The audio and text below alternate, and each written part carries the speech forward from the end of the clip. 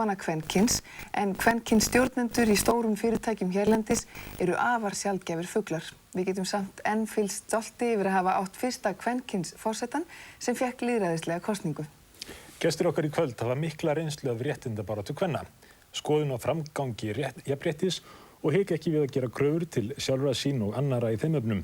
Þetta eru Rannveig Rist, Sigríður Dúna Kristmundsdóttir og Vigdís Finnbogadóttir. Velkomnar. Takk fyrir. Finnst ykkur þessi dagur 19. júní vera mikill hátíðisdagur? Lyftið ykkur sérstaklega upp í tilefni dagsins eða eru þið að óska fólki til hamingju með daginn? Hvernig það með þig, Vigdís? Já, auðvitað, sjálfsögðu. Ég vakna til hans með gleði og minni á hann allt í kringum mig. Því að þetta er mikill merkisdagur í sögu Íslendinga og það byrja að minnast þess á hverju ári, veglega. Í hvað fer þá dagurinn? Já, hann fór nú í dag að sinna þessum málum einmitt. Það var ganga kvennaslóðir í Kvosinni til dæmis og það var hátíðarstund í Ráðhúsinu í tilefni af þessum góða degi og síðan á Kvenréttindafélag Íslands 95 ára afmæli á þessu ári og það var haldið upp á það með stóru veisluborði á Hallveigarstöðum. Er þetta eins með ykkur, sitið þið kannski bara sveittar og vinnið eins og ekkert hafi skorist? Já, það vill nú oft henda á þessum degi, en ég segi eins og Vigdís, ég óska fólki til hamingju og þá ekki síður körlum en konum fyrir það að eiga íslenskar konur að í stórsjóum lífsins. En vitaðir með hvað þú óskaðum til hamingju? Ekki alltaf, nei, ekki alltaf. Og stundum þarf ég að bæta við, það er 19. júní í dag og þá er stundum ennþá spurningamerki og þá segi ég kvennadagurinn og þá kviknar alveg á perunni.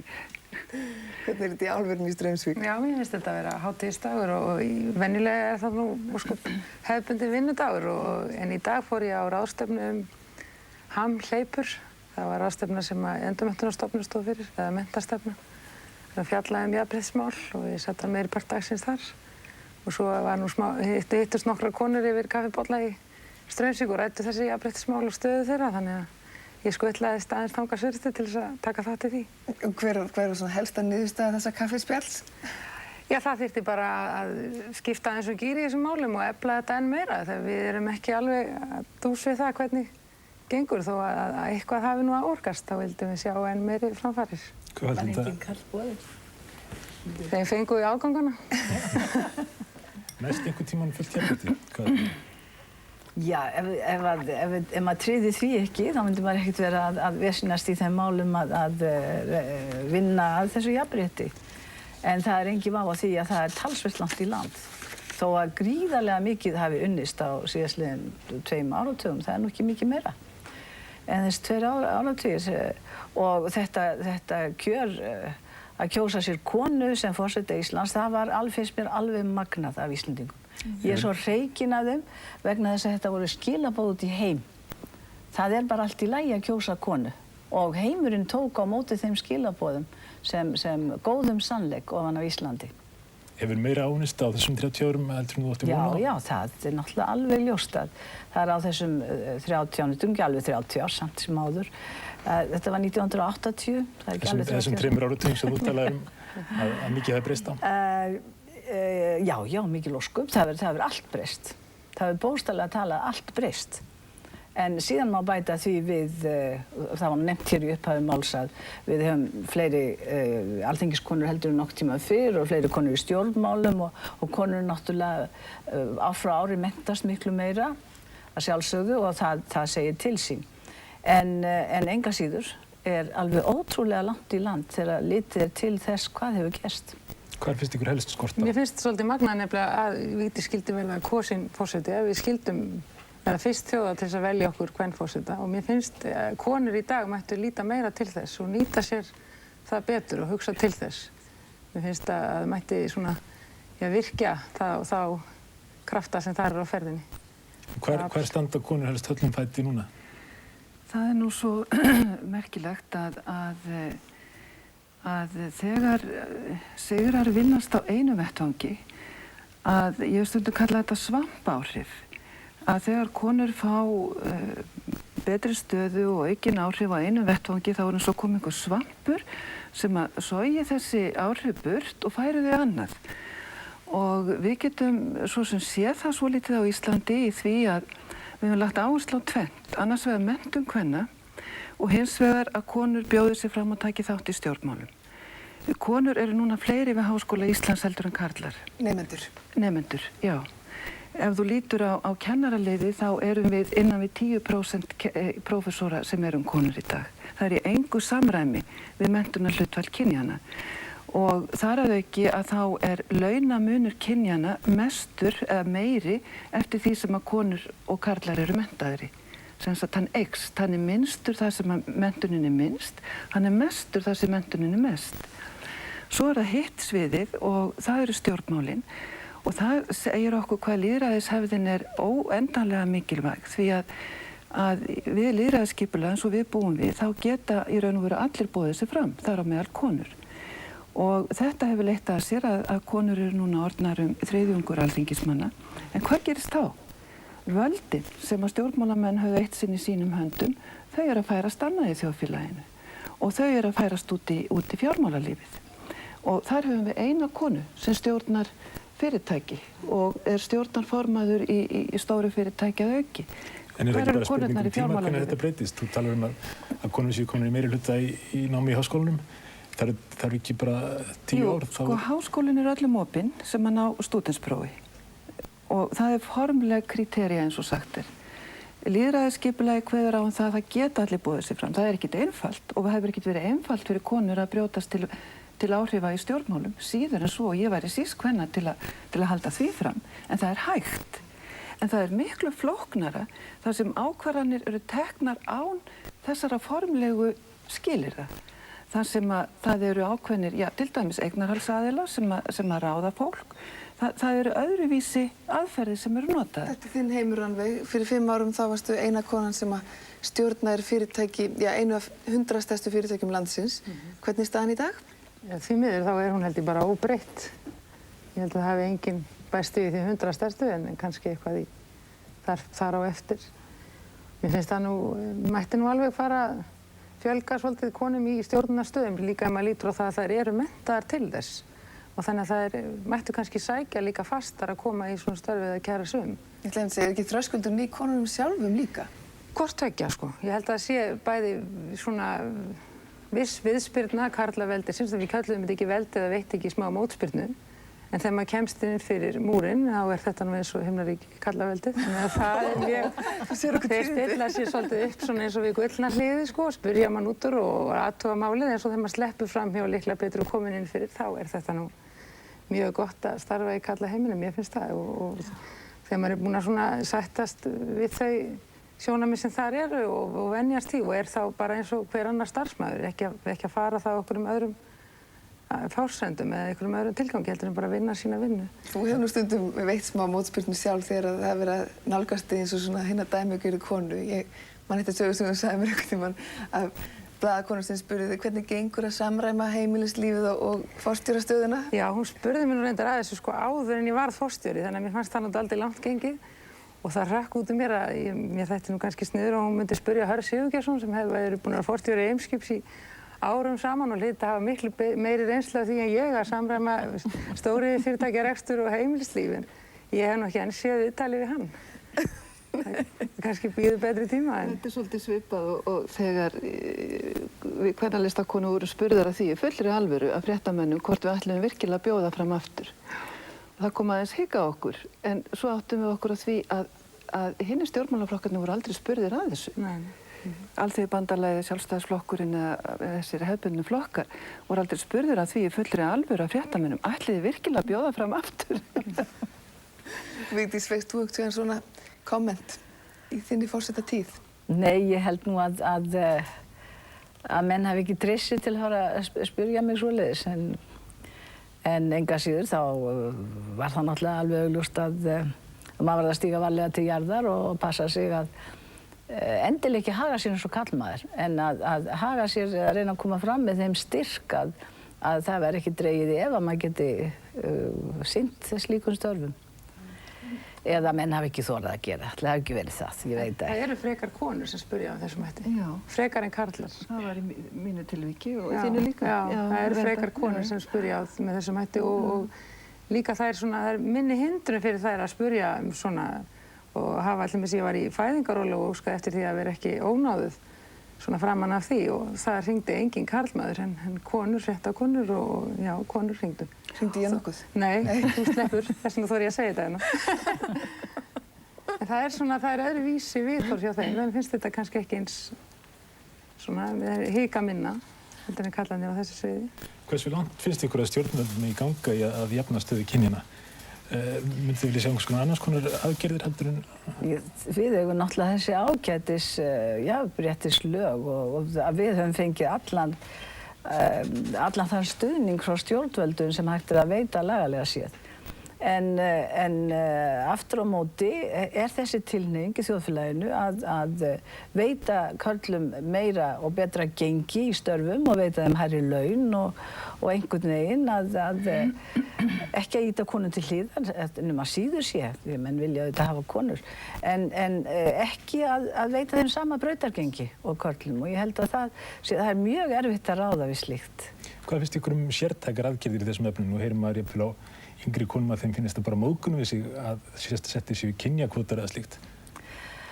Já, frá mínu sjónarhorni þá gengur það ekki vegna þess að konur eru að koma fram á sínum eigin forsendum en ekki af því að samfélagið hafi verið skikkað til að ráða svo marga konur og svo marga kalla. Það er alveg ótækt. Ég er algjörlega sammála því. Það er mjög slæmt að fá vinnu út á það að maður er kona. Það er alveg hræðilegt, sko. Það er einhver versta staði sem hægt er að setja nokkra manneski í. Það verður allt ávallt að hafa það í huga að velja hæfasta einstaklingin í hvert starf og að allir vera sannfærður að valið hafi verið byggt á þeim forsendum. En hitt er annað mál að þú ert með 2 jafnhæfa einstaklinga sem eru karl og kona. Á því byggir ákvæðið í jafnréttislögunum jákvæða mismunum. Þá tekur þú konuna fram með því. Er það eðlilegt? Er eitthvað til sem heitir jákvæða mismunum? Það er hugsað sem tímabundin aðgerð meðan verið að rétta vegasaltið. En það er hæfnin sem að ræður í raun og veru því að konan er komin í þá stöðu að það er hægt að velja hana. Það er hæfni hennar en ekki kynferði hennar. Og menn eru stundum dálítið ruglaðir í þessu og detta þarna á milli skilgreininga. En ég vil segja út af því sem þú spurðir áðan, hvað hafa stjórnvöld gengið nógu langt? Það eru takmörk fyrir því hvað stjórnvöld geta gert. Og ég er þeirra skoðunar og það var það sem að ég til dæmis lagði upp með ráðstefnuna Konur og lýðræði hér árið. Og það var að fá atvinnulífið með í þessi mál. Fá kallana með, úti í vinnumarkaðnum, úti í fjármálaheiminum. Það er ekkert að því sjálfur sér að völdi í samfélaginu færist á milli hluta eins og frá kannski kjörnum stjórnmálamönnum að einhverju leyti yfir í fjármálalífið, en það sem má þá ekki gleyma er bæði lýðræðishefðin sem höfði heiðri þar og það að jafna hlut kynjanna. Þannig að við verðum að virkja allt samfélagið, ekki bara einhverja kjörna fulltrúa í sveitarstjórnum eða alþingi. En það er tvennt í þessu, annars vegar það að hinir kjörnu fulltrúar hafa flutt valdið og áhrifin yfir í atvinnulífið frá alþingi til dæmis. Það eru stjórnmálamenn sem standa að þessum flutningi rauninni og konur hafa alveg fulla burði til þess að láta meira sig kveða í fjármálalífinu til dæmis. Þær eru mjög vel menntaðar á því sviði, mjög margar og mjög færar. Ef að keyra sig það og berjast ákafar fyrir því, þá ætti það að vera hvað sem getur gengið. Fyrirgefðu. Maður sér dálítið að konur sem þegar þarf að fá álit á stöðu verðbréfamarkaða, eitthvað þvíumlíkt eða hvort að hlutabréf einhvers fyrirtækis er að fara upp eða niður, þá hef ég orðið verfið það upp á síðkastið að gjarnan tala við konur sem eru þá greinilega ránar í krafti menntunar sinnar. En þær eru ekki stjórnunarstöð. En þær geta útskýrt. En nú ætlum ég að vera afskaplega leiðileg við ykkur vegna þess að ég veit að þið sjáu svartir í sjáu þessa forsíðu. En unga konur í dag nota gjarnan svona ögrandi aðferðir til að vekja athygli á kvenréttinda jafnréttisbaráttunni. Til dæmis þessi forsíðu farið fyrir brjóstið á mörgum og svo var verið að opna vefrit núna bara í dag sem heitir Tíkin.is og er stýrt af ungum konum. Hvað finnst ykkur svona aðgerðir? Virkar þetta vel í baráttunni? Já, það fyrir eftir því til hvers er verið að höfða. Ég meina ef þetta er tungutak ungra kvenna þá náttúrulega er að nota það orðalag sem að hittir frekast í mark. mín kynslóð þolir ekki svona orðalag vegna þess að henni finnst að það ófáað, það er óvandað orðalag. En maður verður auðvitað að lifa með 9 tímum og ég segi fyrir mig, ég lét þetta fara fyrir brjóstið með þessa forsíðu. Hins vegar hlustaði ég á þessar ungu konur og þær voru afskaplega skiljakar og skynsamar eins og konur almennt eru, sem þarf ekki að taka fram. Og vissu alveg upp á hár hvað það voru að gera með þessu. Svo að við sem hefum verið svona lengi á jörðinni eins og ég, við bara getum ekki sagt. Sigríður, núna hugsaðu þið í kvennalistanum aldrei að beita þessum meðlum? Jú, og það er nefnilega dálítið frelsandi við það. Það er svo merkilegt að taka orð sem eru orð sem eru notuð með niðrandi merkingu konur og snúa þeim algjörlega við. Og það er svolítið sem að verið að gera hér. Og líka píkusögur, það er annað slíkt orð og ég get alveg tekið undir með Vigdísi að ég á stundum búið erfitt með að koma þessu óbrengluðu frá mér. En sko þetta er eitthvað sem maður getur eins og hérna, já, er frelsandi að taka eitthvað sem er svona neikvætt og snúa því við. Og þegar við vorum að fara af stað með kvennaframboðið fyrst fyrir 20 árum, þá datt okkur í hug að kalla það Kerlingabandalagið. En við þorðum ekki. Og þess vegna í raun og veru má kannski segja að ungu konurnar í dag séu komnar skrefinu lengra en við að þessu leyti. Það er þora. Það er þora og ég tala nú ekki hvað þessi forsíða er ljót, það er ekki bara orðið, heldur er hún beinlínis ljót, það er þora að gera þetta. Er þetta ekki bara áhrif auglýsingana? Er þetta ekki bara máttur auglýsingana að gera eitthvað óvanalegt sem einhver athygli? Ég veit ekki hvort það er endilega alltaf svo djúp hugsun á bak við það að upphefja eitthvað orð, heldur bara að vekja almenna athygli og það er bara hlutið að því að auglýsa, koma ykkur á framfæri. Ég held að sé ekki þessu. Ekki þessu tilfelli kannski, en svona oft í þessum málum, sko. En það er þetta orð sem er tekið úr munni sænsks þingmanns, sósíaldemokrat sem var að tala konurnar í sínum flokk og kallaði þær píkutorfuna. Já, þetta eru ný tíðindi. En talandi um auglýsingar, hafið þið áhyggjur af því sem stundum er rætt í kynjafræðum. Kvennímynd í auglýsingum? Þeirri mynd sem dreynir upp á konum í auglýsingum og kannski í kvikmyndum eða sjónvarpsþáttum. Minnstu nú bara ekki á það og grátandi. Þegar það þarf að selja bíl og höfð fáklædd kona upp á húddinu til þess að gera bílinn skemmtilegri og þú sér yfirleitt aldrei fáklædda konu upp á húddi í bíl.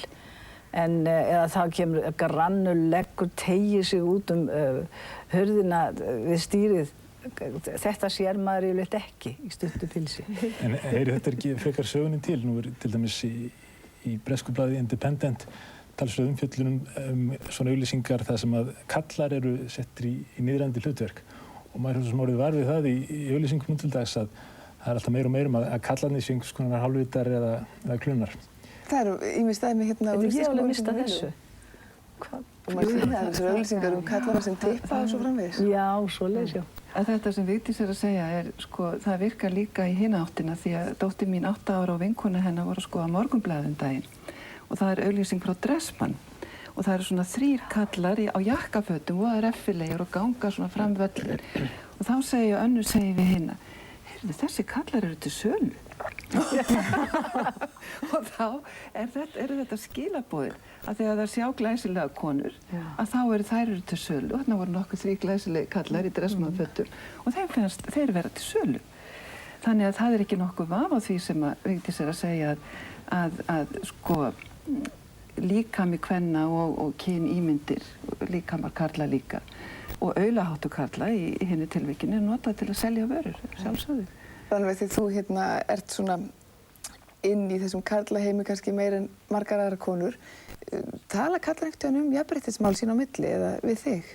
Já, þeir gera það og spekulur í þessu og þeir hafa, til dæmis í Straumsvík hóparnir að kallum að meiri áhuga að fá konu inn í hópin, hafa blandaðan hóp, þessi skemmtilega, þessi léttari mórall og þeir hafa áhuga á því. Mér finnst þau vera jákvætt tekið, það var náttúrulega erfitt fyrst meðan við erum að vera að sannfæra hópin að konurnar kannski réðu við störfin og svoleiðis, en þegar við erum komin yfir þann hjall, þá finnst mér viðhorf vera miklu jákvæðara. Hafið þið einhverju leyti áhyggjur af stöðu karla, til dæmis hvað menntun var þar? Já, ég hef það. Mér finnst sérstaklega sambandi við iðnaðarmenntun. að það eru færri og færri að fara í almennt iðnnám og þessi hefðbundnu gömlu karlastörfum eins og vélvirkjun og skiparsmíðar og svona, mér finnst svolítið vera svona dala í áhugin á þessum gömlu karlafögum. Kannski komið til að koma á karladegi? Nei, sko, það eru allir hinnir dagarnir. Það líka, sko, konur er ekki einar í heiminum og karlar ekki heldur. Við búum saman og við þurfum að vinna saman. Og auðvitað margt sem að brennur á körlum sem þeir þurfa að taka á sjálfur og ég vissum að stendur ekki á konum að taka á því með þeim. En þeir kannski þurfa, eins og við sögðum og höfum sagt í kvennabaráttunni lengi vel, við verðum sjálfar að leggja okkar forsendur. Ef að karlar vilja koma með okkur, þá er það fínt. Og kannski eru konur dálítið að bíða eftir því að karlar leggi sínar forsendur. Og þá er ég viss að margar konur myndu koma með þeim. Vegna þess að það er margt sem brennur á körlum. Nú, menntun er eitt og ég held að það hafi verið mjög gott hjá menntamálaráðuneytinu fyrir nokkrum árum sem gerði könnun á því hvernig strákar og stelpur stæðu sig til dæmis í grunnskólanum. Og niðurstaðan var áhyggjuefni, hvað var þar strákana. Nú, annað sem að ég hef áhyggjur af ekki síður varðandi stráka heldur en stelpur, það er kynlífsvæðingin. Hvaða skilaboð fá ungir drengir í dag, unglingspiltar og ungir menn?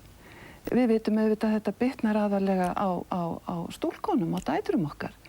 Það sem er sem sagt bæði ofbeldi á þessu sviði og sölumennsku og því líkt. En hvaða skilaboð eru ungu mennirnir að fá? Ég hef áhyggjur af þessu og ég bíð eftir því að íslenski karlar sker upp herur sjálfir gegn þessu. Vigdís, hefur þú eitthvað beðið eftir því? Já, ég hef gert það vegna þess að mér finnst eins og ég hef oft sagt að mér finnst eins og ósýnileg hönd svona komi og slái á hönd kvenna og segi, heyrðu góða, hingaðu ekki lengra, nú er komið nóg, þú skalt ekkert upp á dekk, þú ert kynlífsvera og maður sér þetta í tískuheiminum, fatnaður í tískuheiminum er meira og minna mjög lítill og léttur og meira að segja allt niður í smá stúlkur á að klæða eins og þeir væru fullorðnar og náttúrulega ýtir undir það er skilaboð í þessu sem ýtir undir allt mögulegt. En ég vil mjög gjarnan slást í för með þér og búa til karladag. Það sem þessi mál það sem að karlar geta komið saman og gjarnan með svona virðulegum eldri dömum eins og mér sem langa lífsreynslu og ræði þessi mál af því að þeir karlar sem ég þekki og einhver þeir ungu menn sem ég þekki eru verulega uppteknir að þessu og þeir geta fengið vanmetakennd. Þetta fer í einn hnút og það verður svona þversagnir í þessu öllu saman. Þeir þurfa að standa sig á einu sviði af því að stúlkurnar eru svo spennandi og sexy og allt það og hvaða garantir ég fyrir því og það er fram til göttum og líka þetta með menntunina. Eða ekki bara að stefna þessu? Já, ef við ekki að gera það bara, ef við ekki að ákveða það hér. Vigdís, þú starfar svo mikið á vettvangi Sameinuðu þjóðanna. Hvernig væri að setja upp karla ár Sameinuðu þjóðanna? Heyrðu, mæltu manna heilust. Eins og kvenna, þú í það, eins og kvenna árið var og hugsið ykkur, í raun og veru þetta, ef það væri heilt ár, þar sem við þyrftum að huga málefnum karla. Ég held að þetta geti... Það væri mjög... Það myndi lyfta lokinu af svona dálum potti, sko. Það er svolítið farið að hljóma þannig eins og það sé búið að afgreiða konurnar þær séu svona í nokkuð góðum málum. 53% nemenda við háskólanum eru konur. Eru 60%? Þetta fer síhækkandi allan, mann er ekki að fylgjast með þessu. Ég held að við hvoruga meinum það, en þegar athyglin er beint að körlum, þá koma vandamál sem konur eiga við að glíma líka í ljós. En er það ekki eðlilegt þegar þjóðfélagið er að breyta svona mikið? Við lítum bara eina kynslóð tilbaka. Þá mun færi konur útivinnandi, nú eru konur útivinnandi þannig að hlutverk heimilisfæran er allt annað heldur en var áður. Ég segi þegar ég líki saman manninu mínum og pappa mínum. Það var viðburður þegar pappi lagaði kaffi í fyrsta sinn, 86, ég man það enn. En af því þetta er nú þessi dagur, 19. júní, íslenski kvennadagurinn, bara svona í örstuttu máli, er eitthvað sérstakt sem einkennir íslenska jafnréttisbaráttu? Vigdís. Já. Þegar ég er einhvers staðar erlendis, þá halda allir að allt sé alveg fullkomið hér. Að konur séu svo sterkar að þetta sé allt saman á hinu ágætasta róli og að hér þurfi ekki að laga neitt. og svo segir maður, jú, þér voru kostnar og þér voru þarna í öll þessi ár og þetta hlýtur bara alveg fullkomið þarna á þessari eyju. Hvernig á maður að fara að þessu, segja svo menn í framhaldi af því? Hver er uppskriftin? Já, hver er uppskriftin? En ég vil nefna annað líka sem að þó að sé nálægt mér og það er það að kvennaframboð og kvennalista hér hafa náð árangri. Það hefur verið reynt í nágrannalöndunum og hvergi náð þeim árangri sem hér hefur náðst. Þannig verið eitthvað eitt sem þér eftir hug. Mér finnst það menntamáli fyrst og fremst, sko. Konur hafa haslað sér öll í menntamálunum, sko. Og mér finnst í stóriðjuskólanum okkar í Straumsvík, þá voru 3 konur búin að útskrifast úr honum. Það þarf að vinna hjá okkur í 45 mánuði til að komast inn, þannig að þær eru líka að hasla sér öll þar, svo rólega fari. Menntun, kvennaframboð og Vigdís. Þakka ykkur kærlega fyrir komuna allar 3 ár. Gaman að fá okkur til okkar á þessum hátíðisdegi. En við verðum hérna aftur á morgun. Við sjáumst þá. Bless. Bless.